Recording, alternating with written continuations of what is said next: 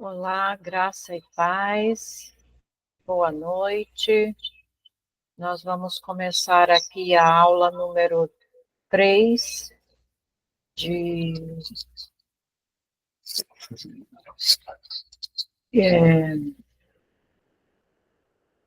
História de Missões.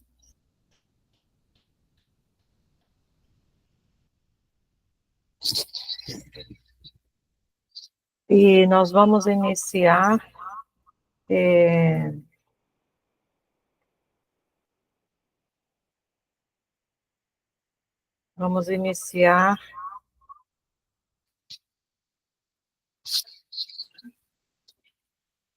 falando sobre missões no período sombrio.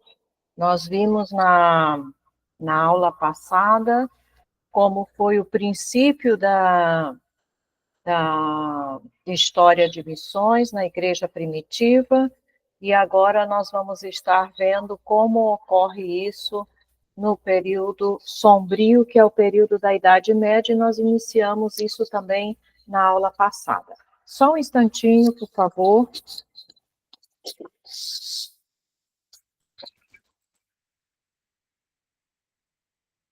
Deixa ele aí, porque ele fica dando choque.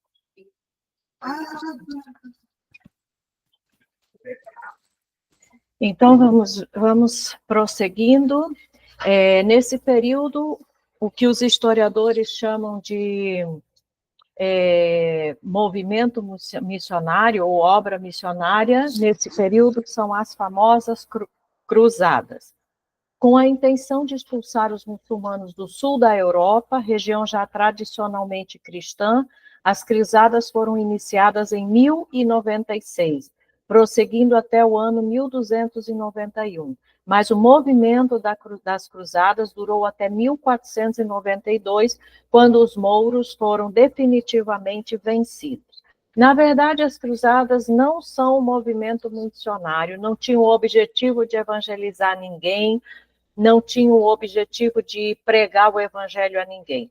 O objetivo das cruzadas, e as cruzadas foram um movimento político-militar que foi desenvolvido entre os governos das nações daquela época, da Idade Média, e a Igreja Católica, para reconquistar os territórios ocupados e conquistados pelos muçulmanos. E o alvo principal era reconquistar Jerusalém e reconquistar a Terra Santa, que estava sob o domínio dos muçulmanos. Então, houve muitas cruzadas, foi um período, como vocês podem ver aí, de mais de, em torno de 400 anos, 4 séculos que duraram essas cruzadas. Óbvio que não foi um movimento ininterrupto, foi um movimento que teve períodos que aconteceram, teve períodos de intervalo, e houve cruzadas de todos os tipos. Cruzadas de crianças, cruzadas só militares, cruzadas em que o povo participou, e eles iam caminhando, literalmente, ou em animais, ou a pé, da Europa até o Oriente, com o objetivo de reconquistar essas terras que foram tomadas pelos muçulmanos. Então, isso foram as cruzadas, e esse era o objetivo. Então, na verdade, as cruzadas não têm nada a ver, de fato, com obra missionária. As principais razões para o uso da ofensiva armada dos cristãos nos países do sul europeu foram, e cristãos aqui está se referindo a católicos. O sentimento religioso, o desejo de se fazer peregrinações a Jerusalém em poder dos muçulmanos. Segundo, a salvação pelas obras, sendo que a participação numa cruzada era contada como uma boa obra diante de Deus. Terceiro, busca de aventura, que atraiu muitos para as longas e demoradas viagens. Quarto, defesa contra os turcos. Quinto, a miséria e a fome, que predominavam o mundo da época, trouxeram um profundo desejo de mudanças e de novas conquistas, além de um fortalecimento do sentimento religioso que levou muitos a buscarem a realização no monasticismo e no ascetismo. Sexto, o desejo de unir as igrejas ocidental e oriental. Operações militares das cruzadas. Destacamos as 4 primeiras cruzadas armadas contra o domínio muçulmano. A primeira cruzada, em 1096, conquistou Jerusalém em 1098. Então, observe que só o deslocamento das pessoas dessa primeira cruzada, que iniciou em 1096, ela só alcançou seu objetivo 2 anos depois, em 1098. E, de fato, conseguiram conquistar Jerusalém, a cidade de Jerusalém. A segunda cruzada foi um fracasso, sendo derrotada em 1187. Então, se olhamos para essa data da conquista de Jerusalém e essa segunda cruzada, nós vamos ver que já se passou praticamente um século, 100 anos. A terceira cruzada, 1189, foi uma tentativa de refazer-se diante do fracasso anterior. E a quarta cruzada, em 1202, saqueou Constantinopla. O resultado das cruzadas: o fortalecimento da intolerância diante dos que pensavam diferente, o espírito das cruzadas, que fortemente marcou a oposição aos heréticos na Europa durante a Idade Média. Então, o que as cruzadas fizeram foi fortalecer a intolerância por parte dos católicos contra qualquer outro grupo que discordasse ou que não fossem católicos, tá? Esse foi o resultado. Todo mundo que não era católico era considerado herético. E assim, assim eles prosseguiam e faziam as suas missões. O surgimento de ordens monásticas militares. Os cruzados que se instalaram em Jerusalém e dominaram ali por quase um século, tinham, obviamente, regimentos militares. E esses regimentos militares estavam estrategicamente colocados em diferentes pontos, justamente para proteger contra o avanço ou o ataque de qualquer dos muçulmanos, principalmente, e de qualquer outro grupo que quisesse invadir Jerusalém. Mas as necessidades eram tantas, muitas vezes, que as ordens monásticas instaladas em Jerusalém foram também permitidas fazerem parte ou montarem um regimento militar para defender Jerusalém. Então, aí, os monges podiam ser soldados, podiam fazer parte do exército, e eles tinham um exército específico que eram chamados de templários, que tratavam de defender os lugares santos e defender Jerusalém. Então, aí, nesse caso, não tinha nenhum problema matar, não tinha nenhum problema cometer certas atrocidades, porque era em defesa dos lugares santos. Então, houve até ordens monásticas militares, que são os chamados templários. Uma mudança na atitude em relação à guerra, sendo aceitável quando em defesa da fé cristã, certo? Então, veja como a Igreja Católica aqui já muda de posição e de atitude. Se era para defender a fé, então valia a guerra. Se para defender a fé tinha que matar, então valia matar. Quarto, mudanças políticas e econômicas como resultado das conquistas e das novas relações dentro do mundo mediterrâneo.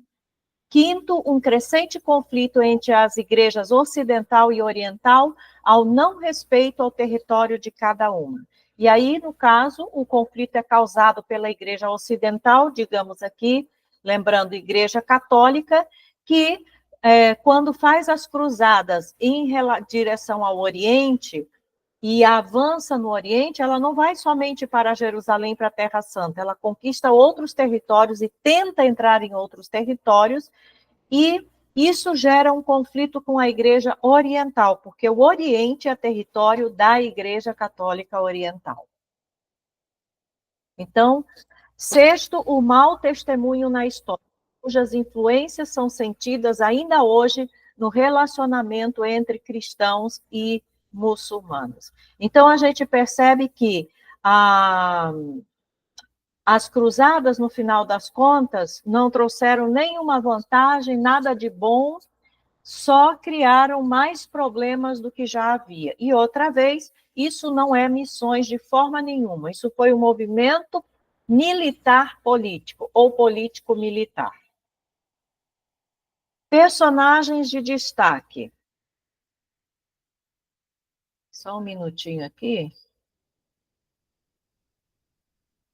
Ah, não, tá ok. Personagens de destaque.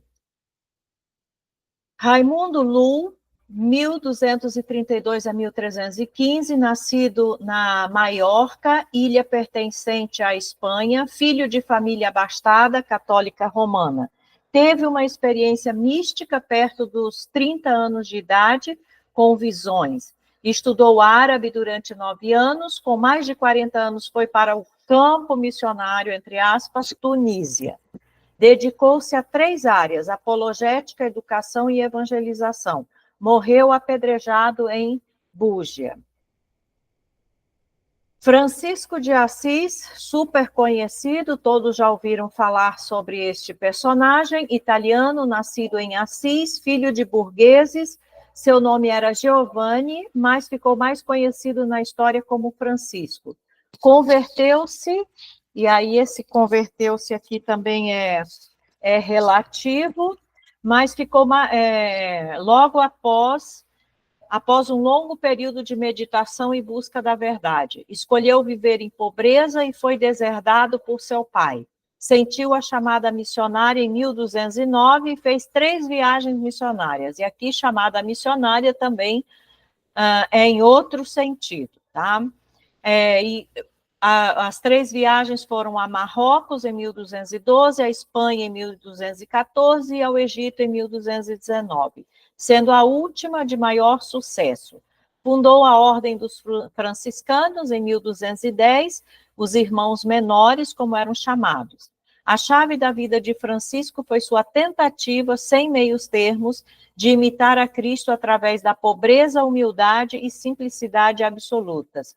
Amava a natureza como a boa obra das mãos de Deus e tinha profundo respeito às mulheres. O contexto histórico. Vamos entrar agora no período da Idade Moderna. E como eu mencionei na aula anterior, como nós falamos na aula anterior, até esse período da Idade Moderna, infelizmente, a Igreja... E agora, quando eu falo igreja, eu não me refiro à Igreja Católica, porque a Igreja Católica nunca teve essa consciência, e até hoje não tem. Quando eu me refiro à igreja, eu estou falando da igreja bíblica, da igreja cristã bíblica, como era no princípio, certo? Ela passa a ter consciência missionária só após o período da Reforma. Nem na Reforma a igreja tinha consciência missionária, consciência de fazer a obra missionária intencionalmente, buscando o objetivo de converter vidas, certo? E nós vamos ver, então, por quê? Que só a partir daí é que se tem consciência dessa necessidade da obra missionária, ok? Então, vamos ver o contexto histórico desse período da Idade Moderna. Foi uma época de grandes descobertas. No campo intelectual, houve a Renascença e o Iluminismo, que nós estudamos e conhecemos em história. No campo geográfico, as novas terras, as Índias, né, a Índia especificamente, e as Américas. No campo social, as novas culturas, e no campo científico, a imprensa. No campo religioso, a reforma protestante e a contra-reforma. Então, o final da Idade Média e o início da Idade Moderna, ele traz uma mudança muito grande no mundo, em todos os aspectos. É um despertamento total, por isso que é chamado de Renascença ou Iluminismo, que é um despertamento intelectual, geográfico, social, científico e religioso. E com isso, a Igreja Católica perde o seu poderio, o seu domínio, o seu poder de fazer as pessoas permanecerem na ignorância, de se considerar a dona de todas as terras, e etc, etc. Então, esse era o contexto histórico que floresce no início da Idade Moderna e que vai, então, também influenciar e contribuir para que a obra missionária, de fato, possa ser feita. As missões católicas romanas. Aqui vamos mencionar novamente isso, mas, como eu já falei, não concordo com essa parte de missões que querem colocar aqui, porque, na verdade, missões católicas romanas não são missões. Como eles fizeram essas missões católicas? Através das novas ordens religiosas. Com a Reforma Protestante, a Igreja Católica criou novas ordens religiosas para consolidar o catolicismo nos países europeus, principalmente Portugal e Espanha.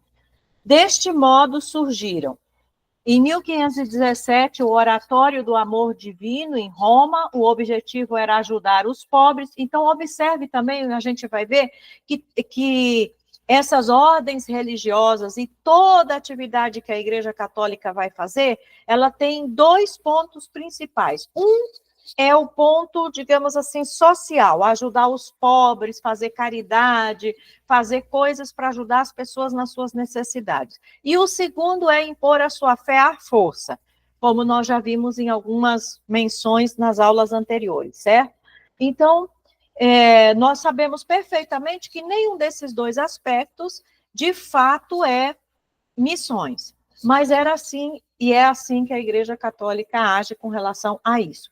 Então, essa primeira ordem tinha o objetivo de ajudar os pobres.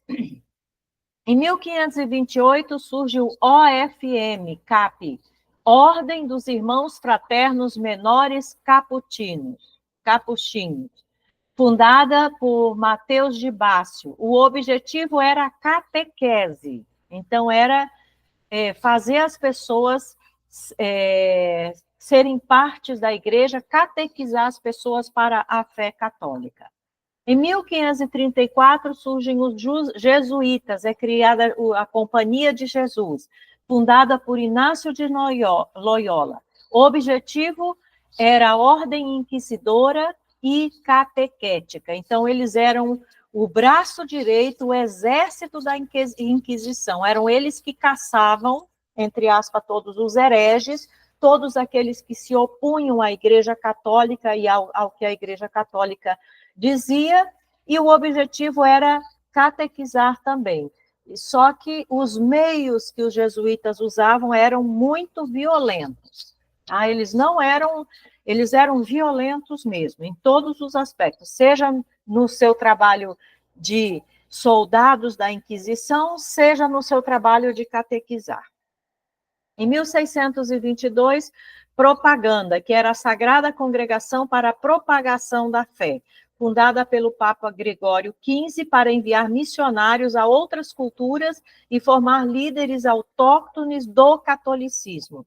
Em 1633, criou-se em Paris a Associação de Missões Estrangeiras, do Seminário Católico de Missões.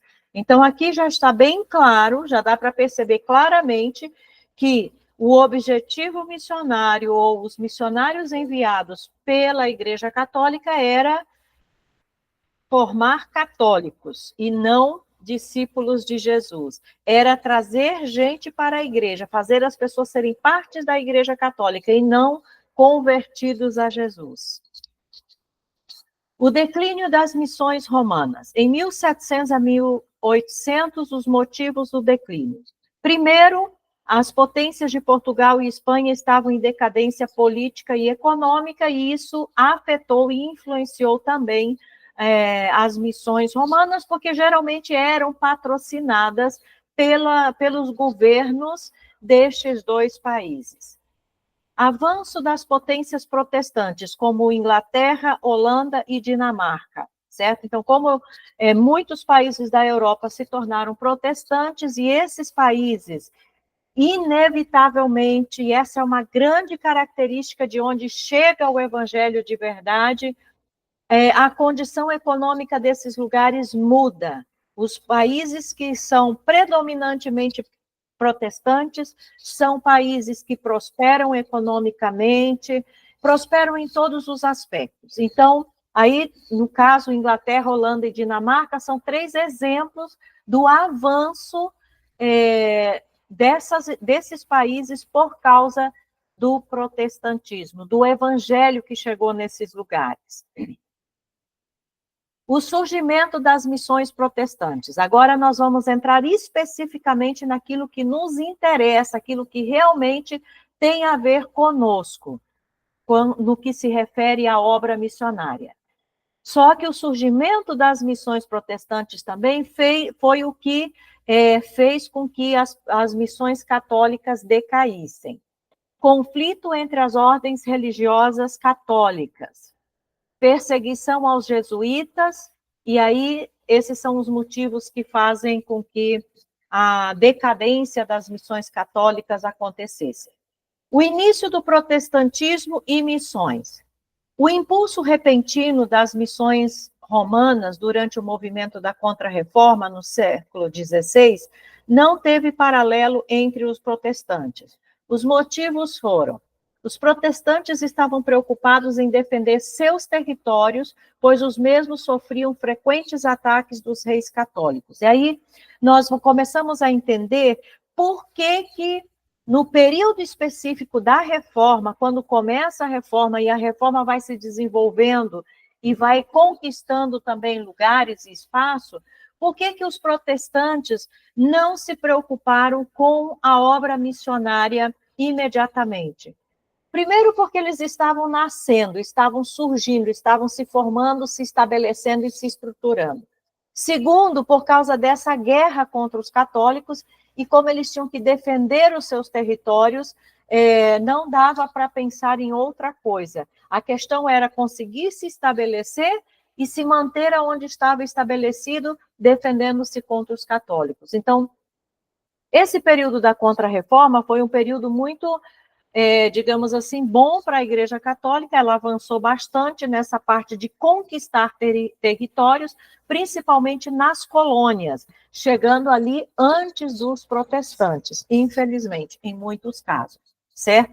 Mas, no caso, na Europa, o movimento protestante tinha essa batalha, essa luta, essa guerra literal de se defender contra os católicos. Tanto é que houve a Guerra dos 30 Anos, e justamente o fim dessa guerra, no Tratado de Westfália, põe fim ao período que se chama de Igreja Reformada, e começa o período que se chama Igreja Moderna.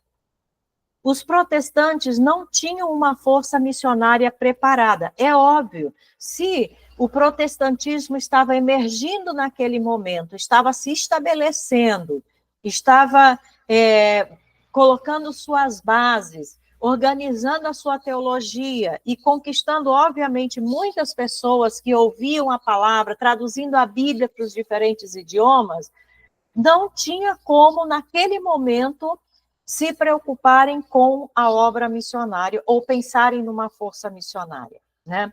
Quando nós olhamos lá para a igreja primitiva, nós vemos que a obra missionária no início da igreja, ela foi quase que espontânea. Os apóstolos, eles não pararam, pensaram e disseram: vamos planejar aqui, vamos fazer um trabalho missionário, vamos conquistar outros lugares, vamos preparar missionários e enviar. Não. A obra missionária na igreja primitiva, como nós vimos, ela aconteceu de forma espontânea praticamente e forçada por causa das perseguições. Então, por onde os crentes, os cristãos iam, eles pregavam e testemunhavam, e assim pessoas se convertiam, igrejas eram formadas, e assim em todos os lugares por onde os cristãos foram dispersos, surgia um grupo de crentes, um grupo de cristãos, surgia uma igreja. Então, essa pregação da igreja primitiva, ela não era intencional no sentido de vamos estabelecer uma igreja aqui. Era uma coisa quase que inocente. Eles testemunhavam, pregavam, as pessoas se convertiam, e quando menos esperavam, já tinha um grupo que era considerado que formavam uma igreja. Só mais adiante, né, quando vem a partir do apóstolo Paulo, é que a gente vai ver essa intenção missionária presente. Mas logo no início, não. Foi algo espontâneo e forçado pelas perseguições. Então, a gente vê mais ou menos a mesma coisa acontecendo aqui no período da Reforma. Não havia a possibilidade, naquele momento, de se pensar numa obra missionária e numa força missionária, por causa das próprias circunstâncias em que eles estavam vivendo e o que estava acontecendo. E mesmo assim, a gente vê que o protestantismo, a reforma, se expandiu muito, conquistou muito mais do que a Igreja Católica queria ou esperava, ou que os próprios protestantes esperavam. Por quê? Porque também, por meio do comércio ou das perseguições, porque houve muita perseguição aos protestantes, eles eram dispersos, iam para outros lugares, mudavam de lugares, e nessa mudança para lá e para cá, nesses intercâmbios, alguém testemunhava, alguém pregava, e as pessoas iam se convertendo. Sem contar também a importância da imprensa, que favoreceu não só a impressão de Bíblias, mas também de outros escritos que facilitaram a divulgação do evangelho genuíno através dessas pessoas que eram dispersas. Né? Então, o que foi feito no período da Igreja Reformada foi algo assim muito também, vamos dizer assim, espontâneo e muito sem ser intencional. Aconteceu porque realmente onde chega um cristão, ele tem a responsabilidade de testemunhar, e aí as pessoas vão se convertendo. A teologia protestante limitava a visão dos empreendimentos missionários. E aí, por que nesse sentido?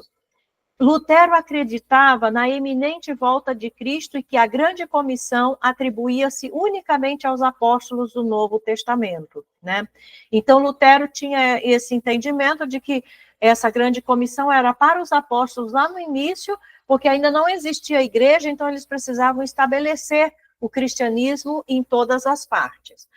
E também ele achava que Jesus ia voltar imediatamente, então não ia dar tempo de fazer muita coisa, e não havia, segundo ele, também necessidade de fazer muita coisa.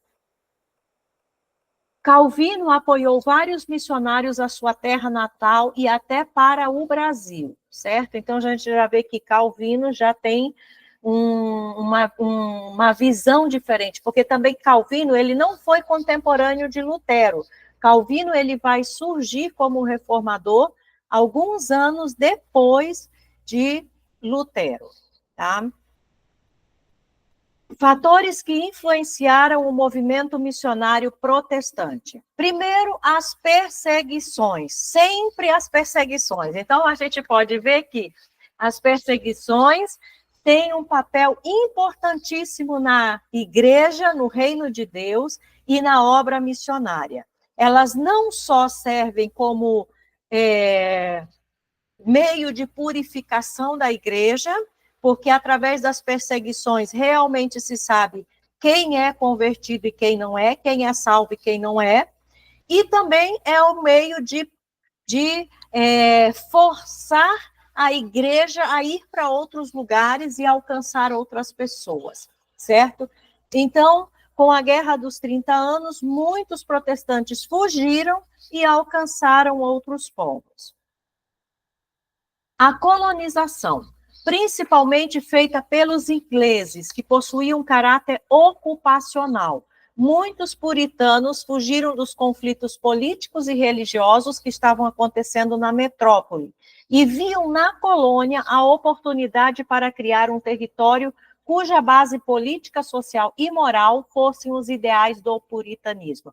Então, por exemplo, as colônias inglesas, elas tiveram a grande vantagem de receberem o evangelho, naquela época, através de missionários realmente, porque junto com a missão política e militar que tratava de ocupar as colônias, e como tinha um caráter ocupacional, se levavam pessoas para viver naquele lugar, para morar naquele lugar, e entre eles iam muitos cristãos, e esses cristãos, então, pregavam o evangelho, testemunhavam, e assim o evangelho chegou a muitos desses lugares, através de, no caso, os países que adotaram o protestantismo, que eram protestantes, diferente da colonização espanhola e portuguesa. Com a colonização espanhola e portuguesa, o catolicismo se instalou. Com a colonização inglesa e em menor índice de outros países da Europa, o evangelho, de fato, chegou através dos protestantes. Os movimentos reavivalistas, ou eu não diria reavivalistas, eu diria os movimentos de avivamento mesmo, porque não foi um reavivamento, foi um avivamento que aconteceu. E aí, dentro desses movimentos de avivamento, os grandes movimentos da história, um dos grandes efeitos desse movimento, desses avivamentos, é exatamente a obra missionária. Por isso que muita coisa que se diz hoje que é avivamento, nós não podemos aceitar como avivamento, porque a história nos mostra que os grandes avivamentos, os genuínos avivamentos, produziram salvação de vidas, produziram obra missionária, produziram expansão do reino de Deus. Movimento missionário que não produz esse tipo de coisa, que não produz santidade, que não produz arrependimento e que não produz obra missionária, não é avivamento. Então, esses grandes avivamentos contribuíram muito para que, de fato, a obra missionária fosse feita de forma consciente e intencional, como nós já temos dito. E dentro desses avivamentos, um deles, talvez o primeiro que nós podemos mencionar, é o movimento puritano. Pouco depois da Reforma Protestante, aparecem 3 grupos diferentes na Igreja Anglicana. A Igreja Anglicana é na Inglaterra.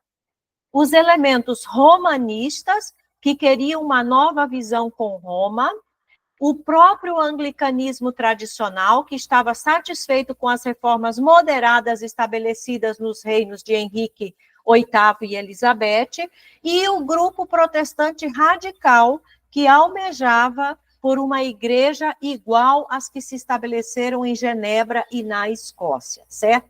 Então, na Inglaterra havia 3 grupos: os romanos, ou os católicos, como já eram, os anglicanos, que eram, assim, meio católicos e meio não católicos, né? meio reformados, meio protestantes e meio romanos. Eles adotavam a forma de governo da igreja, as vestimentas, algumas coisas como a igreja romana, mas a fé na Bíblia, etc., era como os reformados faziam. E o terceiro grupo, como mencionando, era os protestantes mais radicais, e aí especificamente esse que nós estamos mencionando aqui, os puritanos. Este último grupo ficou conhecido como os puritanos e opunha-se de modo firme ao modo de governo de Elizabeth, razão pela qual foram exilados. Então, os puritanos, eles se envolveram também com política, houve momentos que eles estavam no governo da Inglaterra e apoiavam certos reis e tudo mais. Mas os puritanos deixaram um legado muito grande para a história, certo? Porque eles realmente mantiveram os ideais e os princípios da reforma, podemos dizer assim, quase intactos. E eles queriam que realmente a Inglaterra, desde o seu governo político, até o povo, até o mais simples do povo, todos vivessem conforme os princípios da Reforma Protestante, conforme os princípios da Bíblia Sagrada. Os puritanos também estavam divididos entre si. Uma parte era favorável à Reforma Presbiteriana E aqui, quando fala de reforma presbiteriana, não está se tratando da questão doutrinária teológica, está se falando da forma de governo da igreja. Outra desejava a independência de cada grupo local, conhecida como congregacional ou independentes. E ainda outra aceitava a forma única de batismo por imersão nos adultos, grupo que ficou conhecido como batistas, certo? Então, os próprios puritanos estavam divididos em 3 grupos quanto à forma de governo da igreja, tá? Os grupos puritanos que queriam um governo presbiterial, um grupo de puritanos que queria que cada igreja local tivesse um governo congregacional ou independente, e outro grupo, como os batistas, que tinham, em termos de governo da igreja, eram mais congregacionais e independentes, mas tinham essa característica do batismo de adultos. E agora nós vamos ver algumas pessoas, algumas personalidades que foram importantes em cada um desses avivamentos e cada um desses fatos que vão acontecendo neste período da Idade Moderna e que vão impulsionando a obra missionária. Thomas Cartwright, de 1535 a 1603, pode ser considerado o fundador do puritanismo, apesar de não haver sido ele o maior dos seus membros. Essa honra cabe a Oliver Cromwell, que foi inclusive parte do governo inglês em um período, cujo registro de grandeza está na história do Estado inglês e não na igreja. Ele foi como primeiro-ministro da Inglaterra durante um tempo. Os puritanos eram fortes defensores dos interesses de colonizar o Novo Mundo. Por isso, os primeiros esforços missionários por parte dos ingleses cabem em grande parte aos puritanos. Então, eles tinham, sim, essa consciência de que deveriam fazer esforços para alcançar as colônias, o Novo Mundo, que ainda não havia sido alcançado com o Evangelho. Missionários pioneiros entre os índios norte-americanos. John Eliot chegou em Roxbury em 1631, inicialmente dedicou-se a ministrar aos colonos, mas a partir de 1644 interessou-se pelos índios da região. Durante 2 anos estudou a língua algonquiana e pregou para os indígenas, alcançando grandes resultados. Com permissão do parlamento inglês, conseguiu lotes de terras em que estabeleceu Natick, um território exclusivo para os índios crentes. Traduziu o catecismo para a língua algonquiana e, aos poucos, a Bíblia.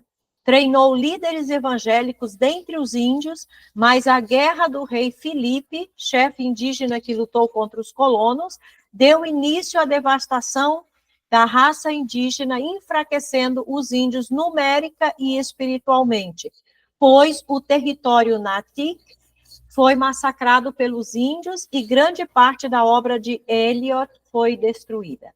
Mesmo assim, este pastor não desistiu de evangelizá-los, transferiu-se para outra região e deu continuidade ao trabalho. Eliot faleceu aos 85 anos em 1690.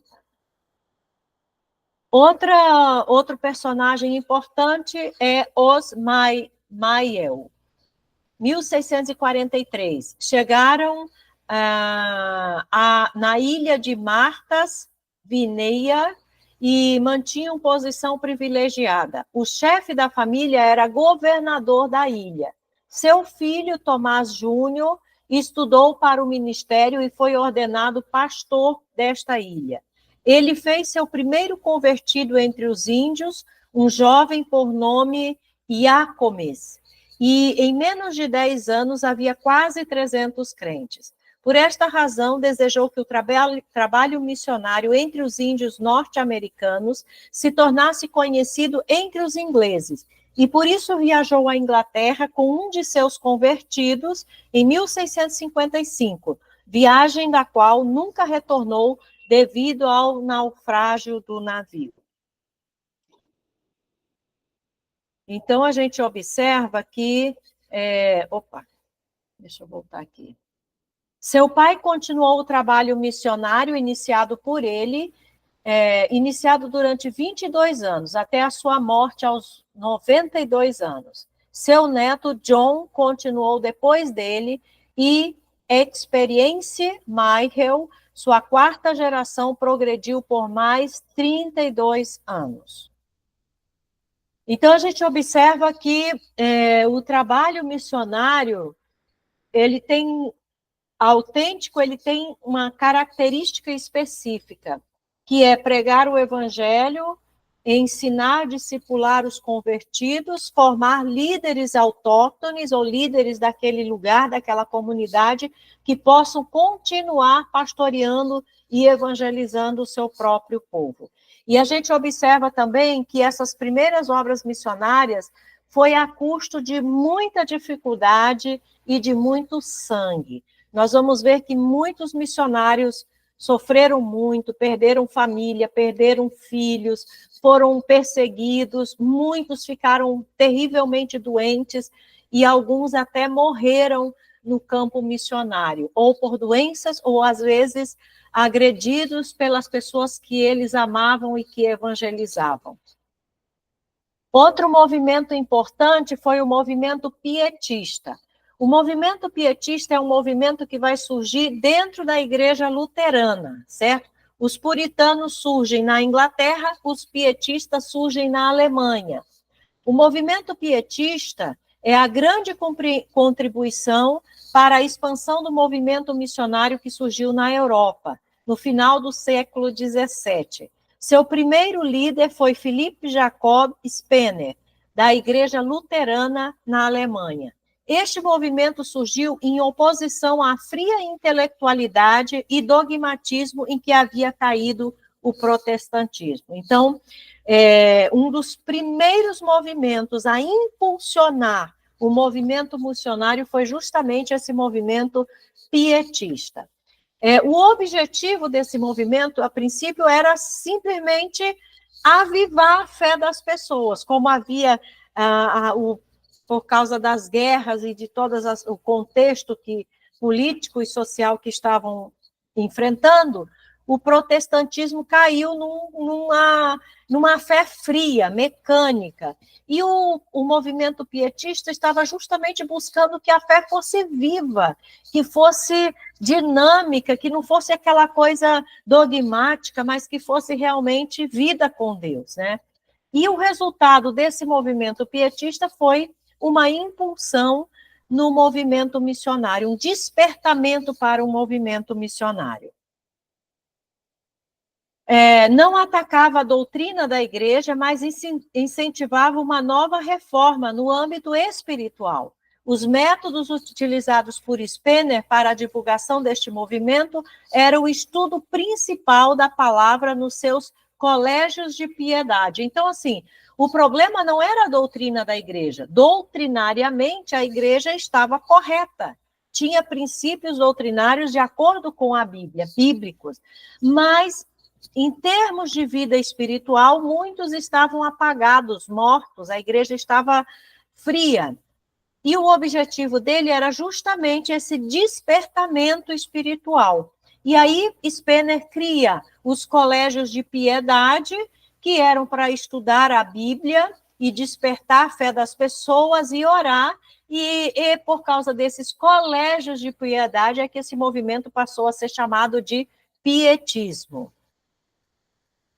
Seus principais ensinos: uma fé pessoal acima da crença nos dogmas ou catecismos, ou seja, cada pessoa tinha que ter a sua fé pessoal desenvolvida. ênfase no sacerdócio universal de cada crente. Os clérigos e leigos deveriam ter de igual modo uma vida devocional, ou seja, a vida devocional não era só uma obrigação ou um privilégio dos clérigos, dos pastores, mas os leigos, os membros da igreja, também deveriam desenvolver essa vida devocional. estudo da palavra com uma atitude de fé e sob a direção do Espírito Santo. Spener conseguiu influenciar a Universidade de Halle, e o líder principal deste movimento nesta universidade foi August Hermann Frege. Inicialmente, os pietistas não tinham intenção de divulgar o evangelho a outros povos, mas preocupavam-se com as necessidades básicas da sua localidade. Fundaram escolas, orfanatos e outras instituições sociais. A missão Dinamarca-Halle. Fernando IV da Dinamarca pediu à Universidade de Halle missionários que evangelizassem de seu domínio além-mar. Foram enviados para Tranquebar, Bartolomeu Ziegenbalg e Henri Plutschau. Este último voltou, mas Ziegenbalg continuou o trabalho, pastoreando a igreja e traduzindo a Bíblia para um dos muitos dialetos da Índia. Este trabalho ficou incompleto por ocasião da sua morte em 1519, depois de 14 anos de serviço. A tradução de Ziegenbalg foi completada por Christian Friedrich Schwarz, que chegou à Índia em 1750 e serviu durante 48 anos. A iniciativa de Fernando IV, ao enviar missionários aos seus domínios, deu início à formação de uma universidade missionária em Copenhague, que treinava jovens para a obra missionária. Com a morte de Schwarz, o ardor missionário entrou em declínio. A missão Dinamarca-Halle também é responsável pela ida de Hans Egede à Groenlândia. Então, uma das coisas que nós vamos ver que acontece nesse período da igreja da Idade Moderna é que o locus de formação de missionários eram as universidades. Muitas universidades surgiram com esse objetivo. Eram universidades missionárias que preparavam missionários para irem para os outros lugares. E aí a gente vê também uma outra coisa muito importante que precisa ser resgatada hoje em dia. Por quê? Porque se difundiu nas últimas décadas de que missionário pode ser qualquer pessoa, de que missionário não precisa de preparo, que ele não precisa ter conhecimentos, informações, preparo, ele pode ir de qualquer jeito. E quando nós olhamos para a história missionária, nós vamos ver que, inclusive, foram fundadas universidades missionárias que preparavam e treinavam aquelas pessoas que iriam para o campo missionário. Então, esse preparo é importante, porque o trabalho que o missionário vai fazer no campo também é importantíssimo. Um exemplo só disso é quando ele tem que traduzir a Bíblia. Ele precisa estudar a língua, entender a língua. Muitas vezes ele precisava, naquela época, formar uma gramática, estruturar a gramática, porque não havia uma gramática estruturada naquele idioma, e depois ele traduzia a Bíblia. Então, ele precisava conhecer bem o seu próprio idioma, ele precisava ter aprendido bem, entendido bem a gramática daquele povo onde ele estava, e ele ainda precisava também ter conhecimento mínimo das línguas originais da Bíblia para poder fazer corretamente as traduções. Então, não podia ser uma pessoa despreparada que iria para o campo missionário. E isso é verdade ainda hoje. O missionário tem que estar preparado para ir para o campo. E a gente vê como a história nos mostra isso. A partir do movimento pietista, vai surgir um outro movimento, que é um movimento maravilhoso, incrível, e talvez nós possamos chamar de realmente o primeiro movimento missionário mesmo desse período da Igreja Moderna, que foi o movimento moraviano. O governo dos Habsburgos na Áustria provocou grandes perseguições ao protestantismo nas regiões da Morávia, Boêmia, Áustria, Hungria, que estavam sob o mesmo poder. o conde Nikolaus Zinzendorf, alemão, deu apoio aos irmãos provenientes da Morávia, convidando-os a se estabelecerem em suas propriedades na Alemanha. Fundou-se, então, o redil do Senhor, ou, em alemão, a palavra aí, Herrnhut. Então, o movimento moraviano, ele inicia nas terras desse conde chamado Zinzendorf. Ele abrigou esses fugitivos, essas pessoas que estavam sendo perseguidas e expulsas dos lugares onde ele morava, e especificamente os da Morávia, certo? Ele abrigou em suas terras, em suas propriedades. Esta comunidade, sob a liderança de Zinzendorf, experimentou um poderoso avivamento em 13 de agosto de 1727, cujas reuniões de oração perpetuaram-se por mais de um século. Eu creio que todos nós já ouvimos falar sobre essa reunião de oração dos moravianos, que durou mais de 100 anos, 24 horas por dia, ininterruptamente, né? Então, esses irmãos se reuniram nas terras deste conde, ali começaram a congregar, a cultuar e começaram a orar. E, através dessa oração, que foi se estendendo, imaginem, irmãos, um século, 100 anos de oração. O resultado foi o quê? Foi missões, obra missionária. Os moravianos se vendiam como escravos para poderem irem para certos lugares para pregar o evangelho. Eles foram para todos os lugares do mundo que era possível chegar. E os moravianos, em 100 anos, nesse século de oração que eles fizeram, eles enviaram mais missionários para o mundo todo do que toda a igreja no período anterior. Então, realmente, foi assim uma coisa extraordinária. O movimento moraviano é uma coisa linda que aconteceu na história. E observe uma outra coisa importantíssima. Avivamento é fruto de oração. Missões é fruto de avivamento e de oração. Então, se nós queremos fazer missões, nós precisamos orar. A igreja precisa orar. Quanto mais nós oramos, mais nós vamos fazer. O que deu início ao avanço missionário moraviano foi a presença de Zinzendorf na coroação de Cristiano VI da Dinamarca, ocasião em que foi apresentado a 2 nativos da Groenlândia e um escravo das Ilhas Virgens, na Índia Ocidental. O conde ficou impressionado com a carência espiritual deste povo e convidou o escravo para visitar Herrnhut, ou o redil, como eles chamavam lá, traduzido para o português. Qual foi o alcance dos moravianos? As Ilhas Virgens no Caribe, a Groenlândia, Christian David, juntamente com um grupo encontrou Hans Egede trabalhando lá. Lembra que Egede já tinha ido para a Groenlândia anteriormente. Enfrentaram conflitos com relação aos métodos de trabalho. Na América do Norte, a Geórgia, Pensilvânia e Carolina do Norte foram evangelizados, foram alcançados pelos moravianos. Lapônia, regiões polares ao norte da Europa e América do Sul.